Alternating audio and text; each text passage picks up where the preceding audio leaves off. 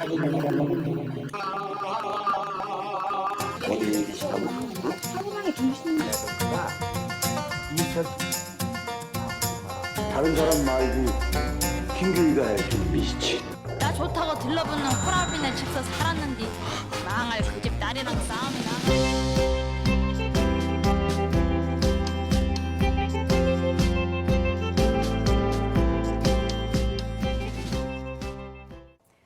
오늘 공감 토크의 주인공은요. 우리 시대 아버지부터 노년의 로맨티스트까지 우리의 인생을 연기하는 배우입니다. 박인환 씨와 함께하겠습니다. 안녕하세요. 네, 안녕하세요. 네. 이번 주에 이산가족 상봉 행사가 이제 한창이었는데 선생님께서 이산가족의 애환을 노래하는 그런 뮤지컬에 이제 이번에 참여하시게 됐다고 들었습니다. 어떤 작품인가요? 6.25 때 헤어져 가지고 1983년도 이산가족 상봉 행사가 있었어요. 그걸 예. 기회로 또 다시 상봉하는 이산가족에 대한 얘기예요, 한마디로. 예. 예. 뮤지컬 제목이 이제 서울 1983 예. 이렇게 되는 거죠. 예. 이산가족 이제 상봉 얘기를 다루셨다고 이제 설명을 해주셨는데 예. 선생님은 거기서 어떤 역할을 맡으신 건가요? 저는 6.25 때 이북으로 납치당했다가 예. 몇십 년 후에 다시 상봉하는 그건 남편, 아버지 역할을 맡았습니다. 네. 공교롭게도 이번에 이산가족 상봉 행사가 끝나는 시점과 작품이 이제 30일부터 시작이 되는데 네. 시작하는 시점이 거의 맞물려 있잖아요. 네. 이렇게 기획이 된 건가 많은 분들이 생각을 하실 텐데요. 글쎄요, 정말 예. 우연찮은 계기가 다 들어맞았는데 네. 연극은 옛날부터 그 시대의 거울이라고 표현을 했어요. 그 예. 시대 상황을 무대에 형상화해야 된다. 그 시간이 지나는 뭐 영상물이나 특히 그림, 시, 소설은 먼 훗날에도 다시 볼 수 있는데 연극은 훗날에는 볼 수가 없는 건데요. 그러니까 그 시대를 반영하는 게 연극이라면 너무 시기가 적절한 거예요. 이번 예. 작품이. 그 의도적으로 기획된 건 아닌데 우연히 정말 시적절한 작품인데 얼마나 이 아픈 얘기를 무대에서 잘 보여줘야 할지 모르겠습니다. 네. 이산가족 상봉 행사의 여운이 그대로 이제 무대로 옮겨지지 않을까 싶은데 얼마 전에 이제 영화에서 국제시장이 상당히 호평을 받았잖아요. 이게 이제 뮤지컬판 국제시장이다 이렇게 소개도 되던데요. 좀 닮아 있는 부분이 있다고 보십니까? 글쎄 보는 각도에 따라서 뭐 비슷하다고 볼 수 예. 있겠죠. 큰 점은 6.25를 통해서 한 가족이 헤어져야 됐고 국제시장은 이제 아들이 가족을 돌보며 이끄는 얘기고 우리 작품은 한 어머니가 사남매를 혼자 돌보면서 살아가야 하는 얘기인데 큰 비극은 6.25를 통해서 벌어졌다는 거죠. 예. 그래서 가족의 헤어짐과 그 가족을 일으키는 여기서는 우리 작품에서는 이제 어머니가 주인공으로 그 험난한 인생을 살아오는 어머니의 모습을 보여주고 있어요. 뮤지컬이다 보니까 그 작품에 나오는 노래도 또 심금을 울린다고 들었습니다. 제가 들어보니까 누가 이 사람을 모르시나요? 이 곡이 굉장히 심금을 울린다고 하던데요. 어느 부분에 이 노래가 나오는 건가요? 그 엄마가 제 부인이 이산가족 찾기 그 행사에 나가서 그럼 그 장면에 또 이 노래가 나오고 예. 엔딩에 어머니가 돌아가십니다. 그때도 이 노래가 나와요. 네. 이 노래가 어떻게 보면 이산가족 그 애환을 네. 상징하는 그런 노래의 추억이 담겨 있는 노래라고 할 수 있을 것 같은데요. 네, 그렇죠. 예. 뮤지컬의 이제 대사도 상당히 가슴을 울리는 대사가 많다고 들었습니다. 선생님이 기억하시는 대사 중에 어떤 대사가 가장 심금을 울립니까? 조금만 좀 읊어주십시오, 대사를. 글쎄요. 이제 처음 만나는 시대에서 박갑수이 살아있었구만. 당신 눈매가 그대로라 한눈에 알 것 같아. 못 알아보면 어찌나 했는데 고생이 많았구만. 손마디가 거친 걸 보니 그걸 알겠어. 그걸 알아. 그리고 이제 헤어지는 때 이 말도 참 가슴이 아파요. 예. 부디 남은 생 행복하게 잘 살구려. 내 그렇게 간절히 기도할 것이니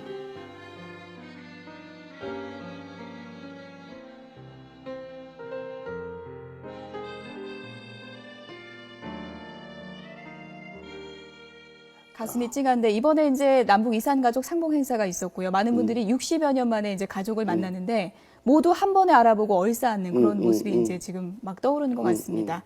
이번에 이제 부부 상봉을 그러면은 그 뮤지컬 속에 담아내신 거죠? 예. 예, 상대 역할로 이제 남은희 선생님이 또 출연을 하시게 됐는데 정말 많은 작품을 같이 하셨잖아요. 이번이 몇 번째 작품 정도라고 할 수 있을까요? 글쎄 정확히 세어보지는 않았어요. 예, 엄청 많으시죠?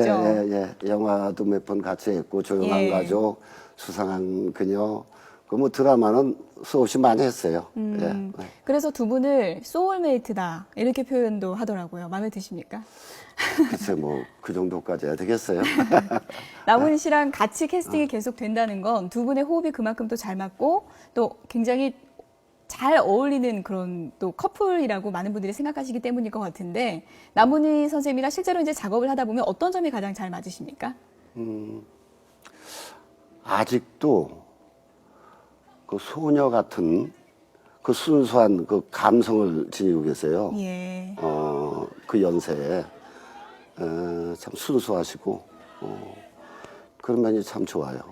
요즘에 이제 뮤지컬 준비 한창 하시다 보니까 이산가족 상봉 행사 누구보다 이제 좀 눈여겨서 보셨을 텐데 이번에 65년 만에 부부 상봉하는 분들도 많았습니다. 그 장면 보면서 어떤 느낌이 드셨나요? 가슴이 아프죠. 예. 이 작품에서 저도 헤어졌는데 이북에서 가정을 가졌어요. 아들하고 딸이 있어요. 예. 근데 부인은 지켰거든요. 이사도 안 가고 청량리에서 이제나 저제나 기다렸고 또 내가 그 만나면 주려고 신발하고 코트를 항상 이렇게 준비를 하고 있었어요. 근데 만나고 나는 또 가정을 이북에 갖고 있고 또 헤어져야만 되는 그런 아픔이 있으니까 예. 뭐 만나서 즐거움은 순간이고 또 다른 아픔은 계속되는 것 같아요. 네. 지금 저희 선생님 뒤로 나오는 그 할머님이 이순규 할머님이시고요. 이번에 이산가족 상봉행사에서 65년 만에 남편을 이제 만나신 할머니입니다. 지난 잃어버린 시간과 또 앞으로 함께할 시간을 기약하기 위해서 이제 손목시계를 선물하셨다고 하고요. 남편이 찾아오지 못할까봐 이사를 65년 동안 또 안 가셨다고 합니다. 어떻게 보면은 그 작품의 내용과도 좀 맞닿아 있는 사연이 아닐까 싶은데요. 좀 그러는데요. 네. 할아버지의 눈빛을 보면 그 연극 그 뮤지컬 공연하실 때 그 느낌이 좀 이해가 가실 것 같은데 어떤 느낌이십니까? 예. 얼마나 절실했겠어요. 얼마나 예. 그립고. 예. 뭐 말로 표현할 수가 없겠죠. 그런데. 예. 앞서서 이제 기억에 남는 대사 중에 이제 마지막 대사도 이제 읊어주셨는데 그만큼 이제 이산가족 상봉행사로 이제 가족을 만난 분들이 이제 기쁨이 이제 또 헤어지고 나면 또 굉장히 사무치는 아쉬움으로 이제 그렇게 남게 될 것 같은데요. 예. 나도 이제 그런 대사가 있는데 예. 우리 통일이 되면 또 만날 수 있을까? 묻는데 뭐 누구도 그 대답을 정확히 해줄 수가 없겠죠. 네, 44년의 연기 인생 동안 선생님의 인생 뉴스, 가장 큰 인생 뉴스를 한 가지 꼽자면 어떤 게 있을까요? 글쎄요. 제 인생에서 가장 잘한 것 중에 하나고 정말 잘 됐다라고 생각하는 건 제 아내와 결혼한 거겠죠. 뭐. 예. 먼저 그 전까지만 해도 연극하느라고 여러 가지로 어렵고 힘들었는데 가장 강력한 지원군을 만난 거죠. 아저씨 뭐 지금도 마찬가지지만 연기자 생활하는 건 참 불규칙하고 여러 가지로 힘든데 예. 저 단독의 매니저 역할을 하랴, 코디 역할을 하랴, 또 모니터, 연극이건 방송이건 꼭 모니터해서 문제점 지적해주고 그런 게 이제 가장 큰 저한테 힘이 됐고 도움이 됐던 것 같아요. 네, 연극 활동하시다가 이제 TV 그 연기자로 가시는 길에도 부인의 역할이 크셨다고 하던데요. 그렇죠. 왜냐면 그때만 하더라도 연극은 저 순수 예술이라 예. 뭐 그걸 좀 지키라고 하는 주위의 분위기들도 있었어요. 근데 이제 영화나 이 드라마는 좀 상업적이다. 예. 상업적으로 물들지 말고 순수 예술 지켜라고 하는 선배들이나 스승들도 있었는데 네. 결혼을 하고 나니까 현실이 아니에요. 예. 그러니까 연기자가 할 수 있는 게 뭐 텔레비나 영화를 하는 길밖에 없어요. 예. 돈을 벌려면. 예. 그러니까 뭐 텔레비를 이제 하기 시작했는데 정말 힘들더라고요. 처음에 가서. 왜냐면 환경, 시스템이 다르니까 그 뭐 하루 연습하고 하루 그냥 녹화하는데 연극은 뭐 한 달 이상 연습하고 충분히 익숙해진 다음에 예. 무대 공연하는데 이건 뭐 그냥 어떤 건 당일 아침에 연습 한 번 하고 그냥 녹화를 해요. 예. 그래서 스튜디오 사정도 뭐 완전히 뭐 세트 세우고 조명 설치하면서 하는 게 익숙지가 않아서 한동안 고전했어요. 그래서 포기하려고도 했었죠. 그랬더니 이제 아내가 그러더라고요. 뭐 다른 선배들은 그 과정을 다 겪었지 않았겠느냐. 예. 당신 어떻게 편한 것만 하려고 그러느냐. 연극은 돈이 안 생기기 때문에 가족적이고 편할 수는 있지만 남들도 그 과정을 다 겪었는데 그런 걸 겪어 넘어서야 되는 선 아니냐.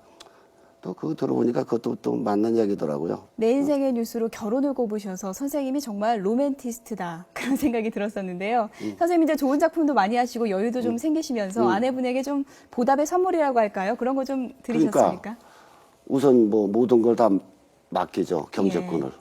통장서부터 다. 그러고 하고 싶은 거 다 하라. 그래서 많이 여행 다녀요. 저보다 더 뭐 그래서 하고 싶은 거 너무 고생 많이 했고 나 때문에 그 내가 할 수 있는 게 그거밖에 없어요. 그러니까 통장 다 이렇게 맡기고 하고 싶은 거 다 하라. 근데 막상 여자들은 돈 많이 못 써요. 그렇죠. 선생님 끝으로 이제 많은 후배 연기자들이요. 선생님께서 40년 넘는 연기자의 길을 걸어오셨지만 또 반짝 스타도 많잖아요. 또 좌절하는 그런 후배들도 많고요. 그런 후배들에게 끝으로 한마디 좀 부탁드리겠습니다. 그러니까 그런 동료들이 그런 말을 많이 했어요. 일이 있다고 자랑하지 말고 일이 없다고 슬퍼하지 말라고. 우리 직업이라는 게 내가 원해서 되는 게 아니라 선택받는 직업이거든요. 그래서 선택받을 수 있도록 평소에도 항상 준비하는 수밖에 없어요. 그래서 또 주어졌을 때 최선을 다해서 열심히 하는 길밖에 없어요. 이게 무슨 뭐 수학 방정식이 있고 뭐 해답이 있는 게 아니에요. 그냥 열심히 하는 수밖에 없어요. 그러면 기회가 오고 그 기회가 더 큰 길을 만들어 줄 거라고 생각해요. 40년 넘게 진실한 연기를 통해서 우리에게 웃음과 또 눈물을 선사했던 배우 박인환 씨와 함께했습니다. 선생님 오늘 나와주셔서 고맙습니다. 예, 감사합니다. 고맙습니다. 예.